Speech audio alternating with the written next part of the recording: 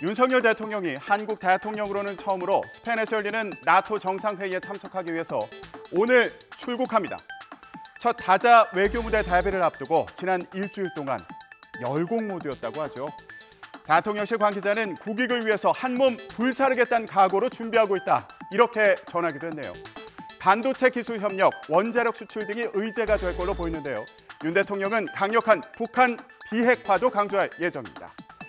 특히 이번 회의에서는 4년 9개월 만에 한미일 정상회담도 열리는데요. 한일 정상회담은 가능성이 희박한 것으로 전해졌습니다. 박석영 기자가 보도합니다. 오는 29일 스페인에서 열리는 북대서양조약기구 나토 정상회의에 맞춰 한미일 정상회담이 열립니다. 4년 9개월 만에 성사된 건데 대통령실은 안보 정세에 대해 깊이 있는 논의가 이뤄질 거로 기대했습니다. 다만 일정이 촉박한 만큼 30분 이상 회의하기는 어려울 것으로 보입니다. 반면 아시아 태평양 나토 파트너국인 호주, 뉴질랜드, 한국, 일본 정상회담과 한미, 한일 정상회담이 열릴 가능성은 희박합니다. 특히 한일 정상회담은 풀어사이드, 즉 정상들이 잠시 서서 이야기를 나누는 약식 회담도 열리지 않습니다. 대통령실 관계자는 이야기할 의제가 불확실한 상황에서 별도 회담을 위한 시간이 충분할지 고민이라고 설명했습니다. 국가안보실 관계자는 나토 정상회의 참석을 반중 기조로 해석할 필요는 없다. 이렇게 밝히기도 했는데요. 그럼에도 미국과 중국의 갈등이 최고조에 이른 가운데 서방의 대표 군사동맹 가운데 하나인 나토 정상회의에 참석하는 만큼 중국의 견제 속에 앞으로 윤 대통령이 어떤 외교력을 보여줄지 주목됩니다. 네, 국민의힘에서는 오늘 이준석 대표가 추진한 혁신위원회가 공식 출범합니다. 공천 시스템 개혁 문제 등을 논의하게 될 텐데요. 하지만 상황이 녹록지 않습니다.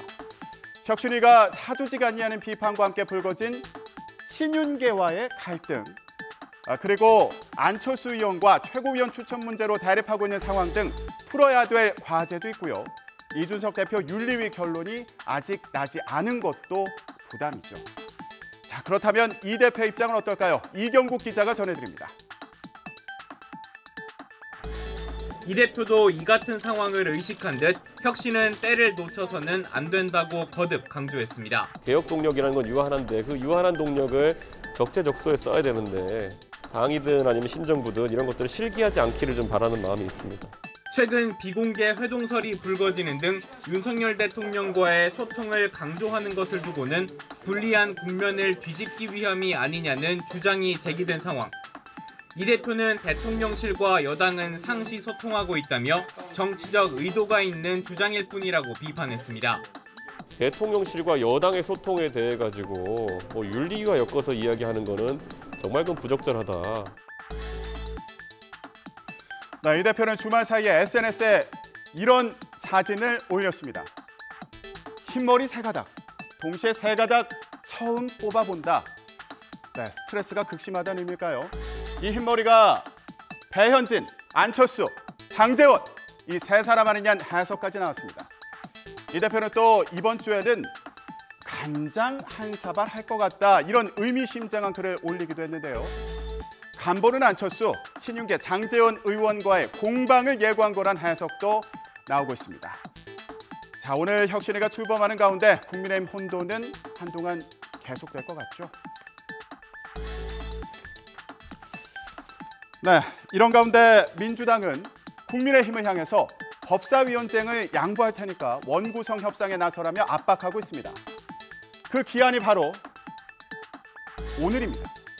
그런데 민주당이 내건 조건에 국민의힘이 반대하면서 주말을 지난 지금까지 협상은 진 적이 없는데요.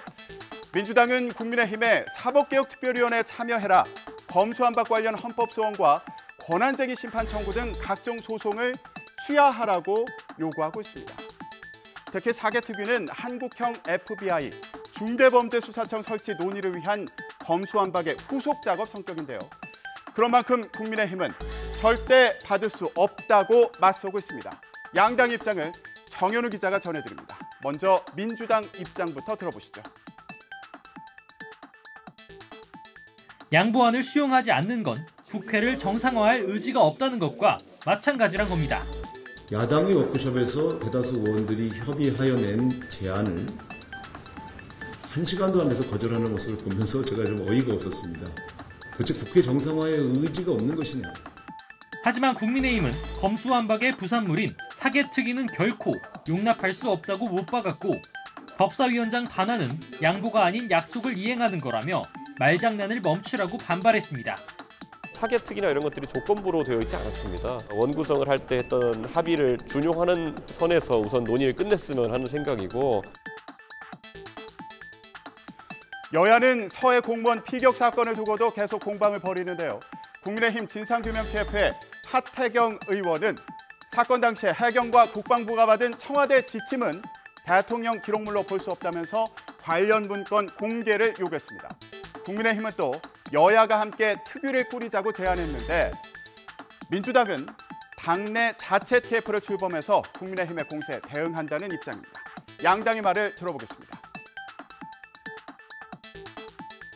정략적이고 사실 왜곡을 너무 많이 하는 것 같습니다. 그래서 이 문제 대응을 좀 해야 되겠다 이렇게 결심을 했습니다. 그래서 당내에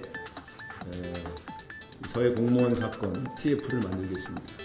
국회 특위를 만들면 되는데 이를 거부하는 것은 여야 간 정쟁으로 몰고 가겠다는 아주 얕은 속내가 뻔히 보이는 작전 같습니다. 자, 이런 가운데 오늘 이상민 행안부 장관은 이른바 경찰국 신설 등 경찰 통제 강화 계획을 발표할 예정입니다. 수사 독립성을 둘러싼 여야 사이의 공방이 예상되는데요.